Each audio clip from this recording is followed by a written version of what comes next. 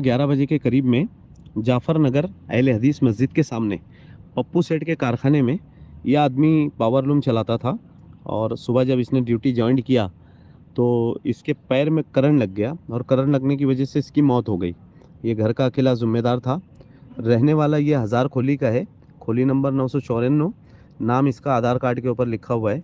और मोहम्मद याकूब, उम्र इसकी तकरीबन 44 साल है और रहने वाला हज़ार खोली का। घर के सामने अतीक महिंद्रा साहब के घर के बिल्कुल सामने और घर का अकेला जिम्मेदार था। मुझे फवारवाड़ी के मोरे दादा अभी यहाँ पर आए हैं और मोरे दादा ने इनकेस वगैरह भर के और एक आधे घंटे के अंदर इनके डेड बॉडी ताबे में देंगे। ज़ोहर के फ़ौरन बाद ये बड़ा कब्रस्तान में इसकी तदफीन की जाएगी।